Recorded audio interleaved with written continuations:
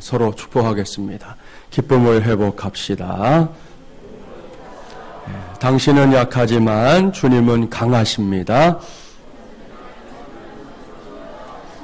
할렐루야.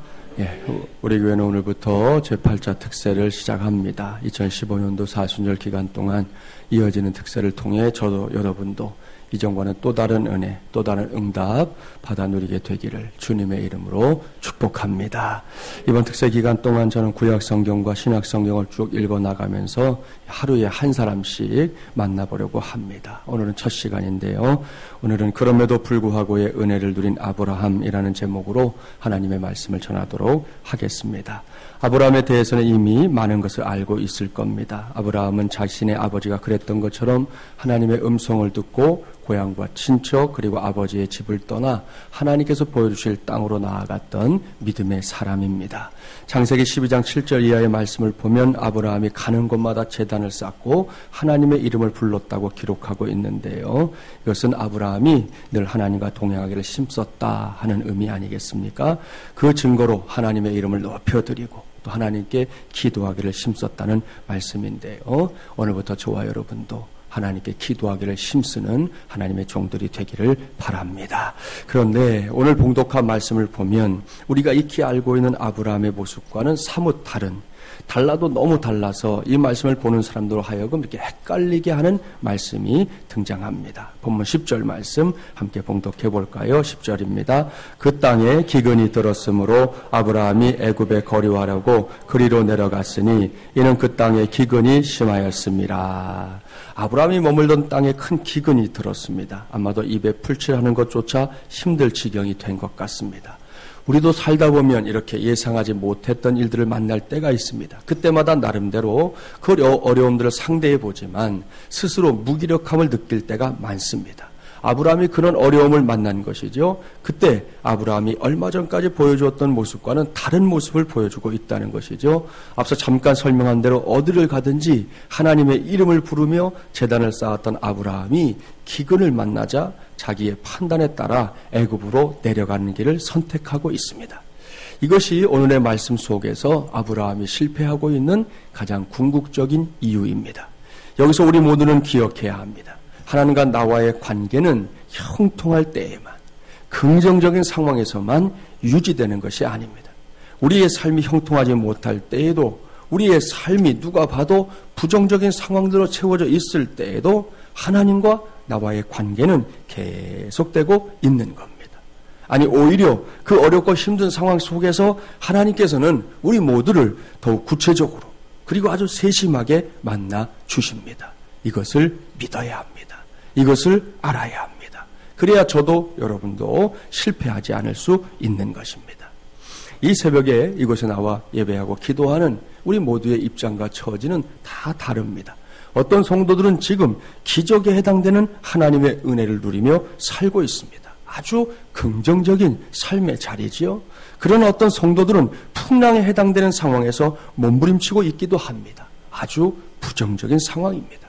또 어떤 성도들은 기적과 같은 은혜를 막 경험하고 들떠 있거나 혹은 그 뒤에 오는 풍랑으로 인해 당황하고 있을지도 모릅니다. 그러나 지금 우리가 어떤 상황에 놓여 있든 관계가 없다는 것이죠. 우리는 각자의 상황 속에서 하나님께서 들려주고 하자 하시는 각각의 메시지를 들으면 되기 때문입니다.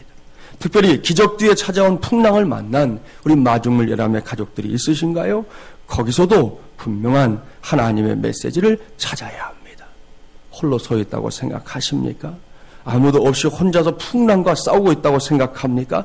그렇다면 착각이라는 것이죠. 정말입니다. 그것은 착각 중에서도 왕 착각입니다. 하나님을 믿노라 하면서도 여전히 그런 생각을 끌어안고 살고 있다면 그 사람에게는 아직 믿음에 대한 경험이 더 필요한 것이죠. 따라서 이젠 알아야 합니다. 또한 믿음의 진수를 향해 저와 여러분 모두가 더욱 크게 걸음을 떼야 합니다. 이 소중한 믿음이 우리 모두의 것이 되기를 주님의 이름으로 축복합니다. 17세기의 시인이자 런던의 성 바울 성당의 주임 사제였던 존 던은 이런 점에서 모범이 되는 인물입니다. 그는 슬픔에 익숙한 사람이었습니다. 런던에서 가장 큰 교회를 섬기는 동안 이 서해 인파 선종이라는 역병이 3번이나 휩쓸고 지나갔습니다. 세 번째 전염병만으로 4만 명이 목숨을 잃을 정도였습니다. 런던 사람들은 그런 비극에 대한 설명을 듣기 위해 적어도 위로라도 얻으려고 존 돈에게 몰려갔습니다. 하지만 존 돈 역시 전염병에 걸렸다는 의사의 진단을 받은 상태였어요.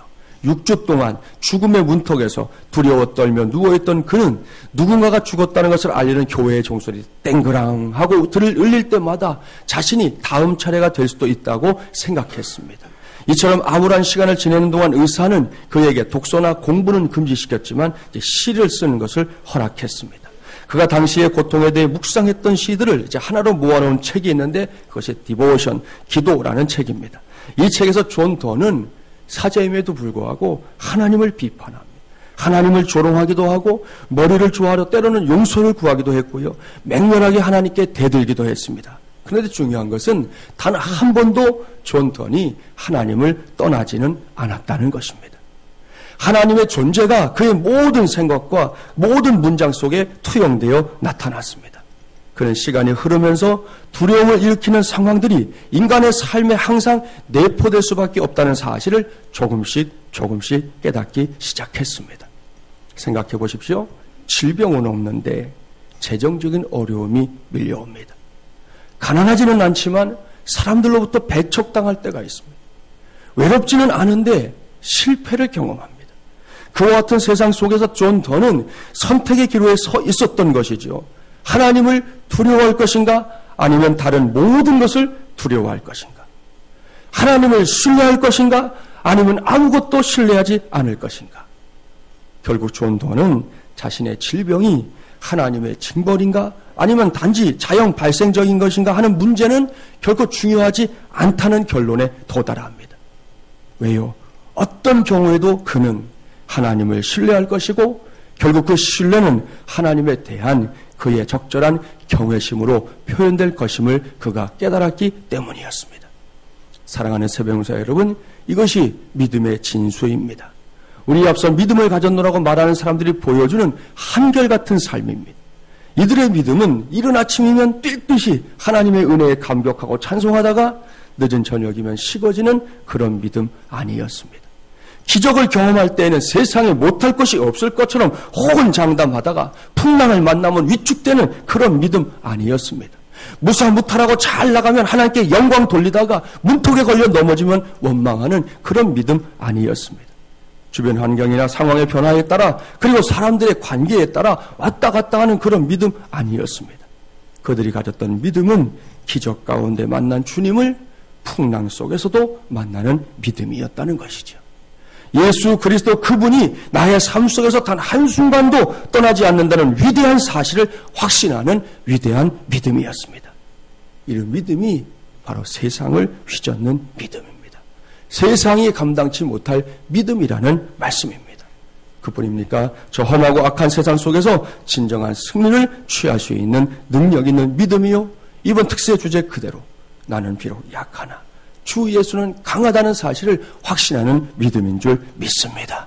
따라서 우리 모두 이 새벽에 귀를 기울여야 합니다. 오늘 이 새벽에 설사 기적 뒤에 찾아온 풍랑을 만난 성도가 있다 하더라도 그 속에서 들려오는 주님의 음성 반드시 들어야 합니다.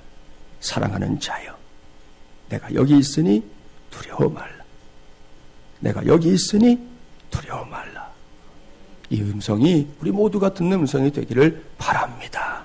서로 축복해 주시죠. 주님은 항상 당신 곁에 있습니다. 할렐루야.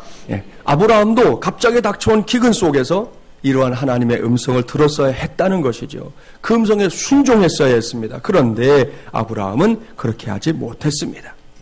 자신의 판단에 따라 애굽으로 내려가는 이주하는 것을 결정합니다. 그런 결정을 한 것만도 안타까운데 그 다음에 아브라함이 어리석은 모습을 보여줍니다. 보면 11절부터 13절까지의 말씀 함께 봉독해 볼까요? 11절부터 13절입니다. 그가 애굽에 가까이 이르렀을 때에 그의 아내 사레에게 말하되 내가 알기에 그대는 아리따운 여인이라 애굽 사람이 그대를 볼 때에 이르기를 이는 그의 아내라 하여 나는 죽이고 그대는 살리리니 원하건대 그대는 나의 누이라 하라. 그러면 내가 그대로 말미암아 안전하고 내 목숨이 그대로 말미암아 보존되리라 하니라. 무슨 말씀인지 아시겠죠? 흑기사 정신을 말하는 사람들에게 있어서는 결코 있을 수 없는 비겁한 일입니다. 이 사람이 정말 우리가 알고 있는 아브라함이 맞아? 라고 묻고 싶을 정도죠. 그런데 맞습니다. 분명히 우리가 알고 있는 그 아브라함입니다. 그 아브라함이 자기의 목숨 연명하겠다고 아내를 누이라고 속이자 그렇게 제안하고 있는 것이죠. 참 답답한 노릇입니다. 그런데 여기서 우리 모두가 꼭 기억해야 할 것이 있습니다. 이러한 연약함은 아브라함에게만 있는 것이 아니라는 것이죠. 솔직하게 말해서 저와 여러분에게는 없습니까? 있습니다. 분명히 있습니다. 털어내면 부족함이 있을 수밖에 없는 것이 우리 인생이지요. 그런데 어떻게 우리가 서로를 정죄하고 나만 의롭다고 내세울 수 있겠습니까? 나는 아무런 잘못 없는데 모든 것이 다 다른 사람들의 잘못이라고 탓하며 살 수 있겠느냐는 것입니다. 결코 그럴 수 없어요. 제가 개인적으로 재미도 있지만 의미 있게 생각하는 이야기 가운데 이런 이야기 있어요. 어느 교회에서 목사님이 설교를 하고 있었습니다. 설교를 하던 목사님이 질문했어요. 성도님 여러분 중에 이 세상에 미워하는 사람이 단 한 사람도 없는 분이 있다면 한번 손을 들어보십시오. 엄청난 질문이잖아요. 여러분 제가 물어본 여러분은 어떻게 아시겠어요? 아무도 손을 드는 사람이 없었어요. 목사님이 다시 물은 거예요. 정말로 그런 분은 아무도 없습니까? 있다면 손을 한번 들어봐 주세요. 재차 물으니까 저 뒤에 앉아있던 연세가 많이 드신 할아버지 한 분이 손을 쓱 들었어요. 목사님이 너무 감격스러워서 말했습니다. 저기 한 분 계시네요. 할아버님 어떻게 하면 그럴 수 있는지 우리에게 좀 가르쳐 주십시오. 그 비결을 좀 말씀해 주십시오. 그랬더니 이 할아버지가 연세가 많으시니까 힘없는 목소리로 아주 천천히 대답하셨어요. 있는데 다 죽었어. 그랬다는 거잖아요. 본인도 있었다는 거예요. 여러분 무슨 이야기예요? 이 세상에는 완벽한 사람이 없다는 거예요. 세상 살면서 미움 한번 품어보지 않은 사람이 어디 있겠습니까? 뒤에서 다른 사람 욕 해보지 않은 사람이 어디 있겠습니까? 아니 너 안 보는 데서는 나라님도 욕한다는데 그런 일 안 해본 사람이 있겠냐는 거예요. 자기보다 뭔가 부족한 사람 앞에서 잘난 척 한번 해보지 않은 사람이 어디 있겠습니까? 우리가 다 이렇게 부족한 사람들이라는 것이죠. 어제 말씀드린 것처럼 다 약합니다. 그러니 어찌해야 되겠습니까? 다른 왕도가 없어요. 서로 품어주면서 살아야 합니다. 서로의 약점 이해해주고 그 약점 너머에 있는 장점을 찾아내주고 인정해주며 살아야 하는 것이죠. 그렇게 살면 우리는 지금보다 더 위대한 하나님의 종들이 될 줄 믿습니다. 할렐루야. 우리 하나님도 그렇게 하셨다는 거죠. 본문을 보세요. 하나님께서 매우 어리석게 굴고 있는 아브라함을 꾸짖거나 벌 주신 것이 아니라 그를 도와주고 있습니다. 아브라함이 예측한 것처럼 애굽 사람들이 사레의 아름다움에 넋이 나갔어요. 사레를 바로 왕에게 데리고 갔고 바로는 그 여인을 자신의 아내로 삼게 됩니다. 이런 상황 속에서 아브라함은 아무것도 할 수 없었습니다. 그때 하나님이 일하기 시작하셨다는 거지요. 본문 17절부터 20절까지의 말씀 함께 봉독해 보겠습니다. 17절부터 20절입니다. 여호와께서 아브라함의 아내 사레의 일로 바로와 그 집에 큰 재앙을 내리신지라. 바로가 아브라함을 불러서 이르되 내가 어찌하여 나에게 이렇게 행하였느냐? 내가 어찌하여 그를 내 아내라고 내게 말하지 아니하였느냐? 내가 어찌 그를 누이라 하여 내가 그를 데려다가 아내를 삼게 하였느냐? 내 아내가 여기 있으니 이제 데려가라 하고 바로가 사람들에게 그의 일을 명하매 그들이 그와 함께 그의 아내와 그의 모든 소유를 보내었더라. 아멘. 여기서 오늘 주신 말씀의 제목을 떠올려 주십시오. 그럼에도 불구하고의 은혜를 누린 아브라함 말입니다. 이것이 이 새벽에 우리 모두도 누려야 할 은혜입니다. 앞서 말씀드린 대로 아브라함은 매우 비겁하게 굴었습니다. 자기 목숨 연명하겠다고 아내를 누이라고 속이기까지 했습니다. 그렇게 해서라도 살고 싶었습니다. 결국 아내를 왕에게 빼앗기는 상황까지 벌어지게 되었지요. 여기까지가 하나님께 묻지 않고 제멋대로 행동했던 아브라함이 겪게 된 어려움들입니다. 그러면 책임도 본인이 져야 할 터인데 그때 하나님께서 움직이기 시작합니다. 바로와 그의 집에 재앙을 내리시고 결국 바로는 이 모든 일이 사례 때문이라는 것을 알아차리고는 아브라함에게 아내를 돌려주는 것은 물론이고 아브라함에게 후대하는 일들이 이어지게 됩니다. 사랑하는 새벽용사 여러분, 이분이 바로 우리의 하나님입니다. 하나님, 이 하나님이 어떤 분입니까? 아브라함이 못나게 굴었음에도 불구하고, 그럼에도 불구하고 아브라함을 위해 역사하는 하나님입니다. 이 모든 것이 철저하게 하나님의 주권에 속한 것이에요. 우리가 보면서 따질 수 있거든요. 하나님, 뭐 그런 아브라함을 도와주세요. 아니, 이 아브라함이 이렇게 못나게 구는데 그런 아브라함도 봐주시겠다는 거예요. 그렇게 물을 수 있어요. 근데 물으면 하나님은 뭐라고 하시느냐? 내 맘이야. 여러분, 성경을 읽어보세요. 우리가 이해할 수 없는 상황에서 하나님의 답이 나와요. 내 맘이야. 하나님의 주권이에요. 하나님이 마음 먹으신 거예요. 아브라함과 철저하게 동행해 주기로 이미 마음을 먹었기 때문에 거기에 어떤 이유, 어떤 토를 달지라도 하나님의 뜻은 하나님의 뜻대로 진행이 된다는 것입니다. 우리에게도 이러한 은혜가 꼭 필요합니다. 하나님께서 나의 약점을 통해서도 강력하게 역사하시는 그 은혜 말입니다. 그래서 이번 주제를 정했잖아요. 나는 비록 약하나 주 예수는 강하다. 여러분, 그러나 바깥 세상을 보세요. 지금 우리가 생각하는 것과는 전혀 다른 방향으로 흘러가는 게 세상입니다. 그래서 작은 것 하나라도 자랑하지 못해서 안달이 난 세상. 무엇보다 자기가 가진 것은 놓지 않으려고 얼마나 안달을 하는지 모릅니다. 이런 사건이 실제로 있었어요. 몇 해 전 여름 뜨거운 7월의 어느 날이었습니다. 미국의 이 코네티컷주의 스탠퍼드시의 소방대원들이 차 주인의 격렬한 반대에도 불구하고 이 차 안에 갇혀있던 2살 된 아기를 구하기 위해서 이 차의 차창을 부셔야 했습니다. 엄마가 아기와 차 열쇠를 차 안에 둔 채 이제 잠가버리고 나온 것인데 어린아들은 그 시점에 벌써 20분 이상 찜통 같은 더운 날씨 안에 이 차 안에서 고통스러워하고 있었습니다. 그런데도 그 엄마는 소방대원들에게 자기가 집에 가서 여분의 차 열쇠를 가져올 테니 제발 자동차 창문을 부수지 말라고 간청했던 것입니다.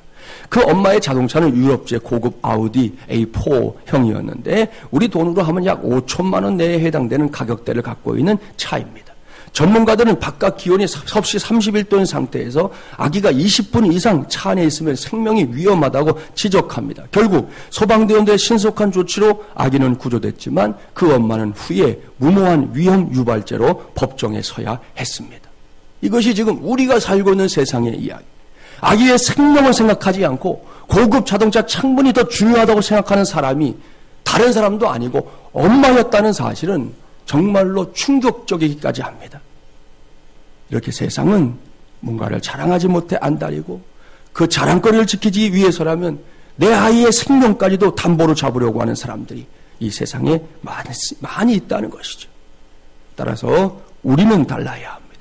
우리가 진짜로 자랑해야 할 것은 나를 통해 역사하시는 하나님, 우리 하나님인 줄 믿습니다. 또한 그 하나님께서 우리의 부족함에도 불구하고 그럼에도 불구하고 역사하는 하나님이라는 사실을 우리 모두는 분명하게 자랑할 수 있어야 할 것입니다.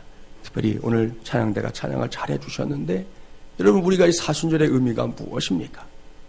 어제 우리 목자들과도 나누었는데 이 세상에 많은 종교가 존재하지만 그 종교 속에 그 어떤 종교도 나를 위해 누군가가 죽어줬다는 그런 메시지를 가진 종교는 없습니다. 이 세상에 아무리 많은 종교, 선한 거 가르치고 도덕적으로 잘 살아라, 다른 사람들 앞에 의롭게 살아라, 사람 사는 도리는 이런 거다, 그런 거 가르쳐주는 종교는 많아요. 그런데 내 죄를 위해서 나를 위해 죽으신 분이 있다는 메시지를 가진 종교는 우리의 신앙밖에 없는 것이죠. 그러니 자랑해야 되겠습니까? 안 해야 되겠습니까? 자랑할 수 있는 일이라는 것이죠. 그 자부심을 가지고 우리가 이 사순절을 살아가야 할 줄 믿습니다. 19세기에 남아프리카의 성자라고 불리던 앤드류 머레이는 어둠 속에서 바른 길로 인도해 주시는 하나님의 말씀을 잊지 않고 기억하기 위해서 이 목록을 늘 작성했다고 그래요. 1895년에 그는 잉글랜드에서 등이 몹시 아파 고생하고 있었는데 몇 년 전에 부상 때문이었습니다. 어느 날 아침 그가 방에서 아침 식사를 하고 있을 때 여관 주인이 왔어요. 아래층에 묵고 있는 한 여자가 큰 어려움에 처했는데 혹시 도움이 될 만한 조언을 해줄 수 없겠느냐 하는 것이었습니다. 앤드류 머레이는 뭔가가 적힌 종이 한 장을 건네주며 말했습니다. 내가 나를 위해 적어둔 충고입니다. 이걸 그녀에게 전해주십시오. 그녀에게 도움이 될 것입니다. 주인이 받아들어서 전해준 종이에는 이렇게 적혀 있었습니다. 역경의 시간에 이렇게 말하라. 우선 그분이 나를 여기로 데려오셨다. 내가 이 협착한 장소에 있는 것은 그분의 뜻이다. 그러므로 나는 여기서 안식할 것이다. 그 다음엔 이렇게 말하라. 그분이 사랑으로 나를 보호하실 것이고 이 시련 중에도 그분의 자녀로서 행동할 수 있는 은혜를 주실 것이다. 또 이렇게 말하라. 그분이 시련을 축복으로 만드실 것이고 내가 배워야 할 교훈을 가르치실 것이며 주려고 작정하신 은혜를 부으실 것이다. 마지막으로 이렇게 말하라. 그분의 선하신 방법과 시기는 그분만이 아신다. 그러므로 이렇게 말하라. 나는 하나님의 약속에 의해 하나님의 보호하심 가운데 하나님의 훈련 아래 하나님의 때를 기다리며 여기에 있다. 그런 내용이었습니다. 사랑하는 세배용사 여러분, 위대하고 놀라운 고백입니다. 그리고 이 고백은 하나님께서 우리가 처해 있는 상황과 관계없이 우리를 지키시고 보호하시는, 아울러 책임져 주시는 인생을 살고 있다는 것을 철저하게 알고 있는 사람들이 남길 수 있는 고백입니다.